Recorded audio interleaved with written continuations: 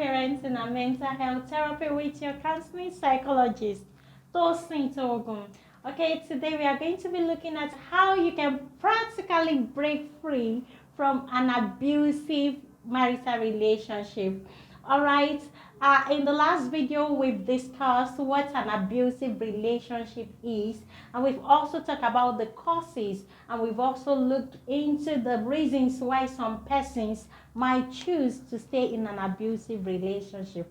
All right. So today, practically, we want to see how can we break free from an abusive relationship, or how can we help somebody to overcome or break free from an abusive marital relationship. That's the ball we'll be rolling together on the show today. I'll be right back. Let's take a short break. Are you searching for professional counseling services appealing and available to individuals, schools, families, communities, corporate and religious organizations at an affordable rate? Look no further. Sure Hope Counseling Clinic is a registered counseling firm and a recognized member of the Counseling Association of Nigeria. Sure Hope Counseling Clinic offers services in the following categories: toddler and preschool development counseling, preteens and teens counseling, premarital counseling, marital counseling, parenting, rehabilitation and remedial counseling, corporate counseling. Other services include book sales, library services and training. We also offer home services for children and the aged. Likewise, we treat addiction and offer therapy for mental well-being. Sure Up Counseling Clinic is located at 99 Idito Bus Stop, adjacent Oluyolu Shasha O, Puliyeleyele Road, Ibadan. Follow us on Facebook and Instagram at Sure Up Counseling Clinic. For inquiry, visit our website www.shcounselingclinic.org.ng or call 0803 537 6009 or 0806 847 5755. Sure Hope Counseling Clinic, living people better than we met them. Welcome back. Okay, so like I said, so exciting because today somebody is going to get to know how he or she can be free from an abusive relationship. To start with, before you can walk away from an abusive relationship, you have to know the symptoms of an abusive relationship. For instance, if you show up at Sure Hope Counseling Clinic and said, "Oh, I want to break free from an abusive marital relationship," one of the first questions we are going to ask you is, what are your symptoms? How do you know that you are in an abusive marital relationship? When we don't know whether or not we are in an abusive relationship, we might find it difficult to break free or walk away from such. So what are the symptoms you're going to see if your marital relationship is abusive? So the very first sign you're going to see is emotional gap. That is, there is going to be an emotional gap between yourself and the person you're going out with. Okay, so what do I mean by an emotional gap? By an emotional gap, I mean that you and this person is going to be distant. There will be few communication, there will be few attention, there will be few attraction. You know, this person will not be able to listen to you with rapt attention and give you a coherent feedback when you engage him or her in a meaningful discussion.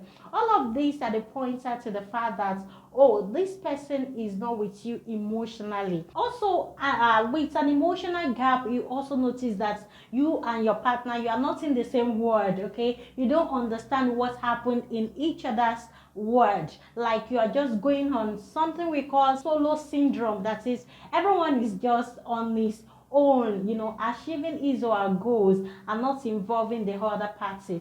All right, so that is an emotional abuse. Another one is emotional cheating. Now, by emotional cheating, I do not mean infidelity. Infidelity is different because infidelity entails, you know, having sexual activities with a partner that is not yours. But with emotional cheating, you might not actually be involved with sexual activities with another person, but all the details, all the information, all the attention that your partner should have, you know, another person is getting it and not your partner. That is emotional cheating. For instance, you are in love with A, but B is your bestie. You understand what I mean now? Okay, so that is an emotional cheating. You have to make whoever you are going out with your friend. Like I said, like I will always say, it is not important that you marry your friend, but whoever you are involved with in a marital relationship, you have to make that person your friend. When you don't make that happen, then what you are doing with another person is emotional cheating. You are cheating on your partner emotionally. Another one is inconsistency. For instance, this person is with you today wholeheartedly and loving you all the way from moon to sun, from sun back to Jupiter and all, and the next day this person is just off. For like a week this person is off, maybe for like maybe for another week this person is back for a few days and off again for like a month. That's inconsistency. That relationship is actually abusive or tending to become an abusive relationship, but this time around that is emotional abuse. All right, all the things I've mentioned earlier are indication of emotional abuse. Okay, going to other form of abuse now, we have verbal abuse. We have sexual abuse, probably where your partner always use negative words on you. That is abusive.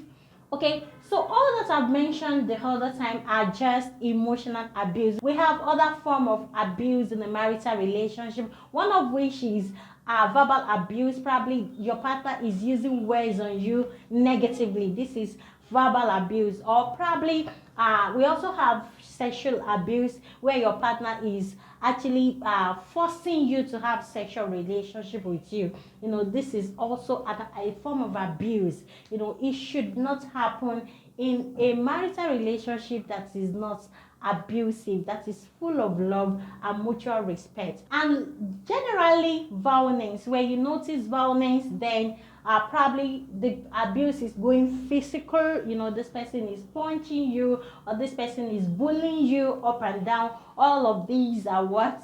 An indication of unhealthy marital relationship. So when you notice all of these signs together, or this person do not give you financial freedom or financial access, this person is telling you you must not work, you must not live your life to be productive, you must not engage in other relationship, probably with your family and friends, or this person is telling you you are restricted, you must not go beyond the particular vicinity or location. All of these things are also abuse of your human rights. So when you notice any of these signs, then you just know that these are warning signal. When you notice any of this in a courtship, that is a warning to you. And of course in a marriage, if you notice any of these, then you have to seek help.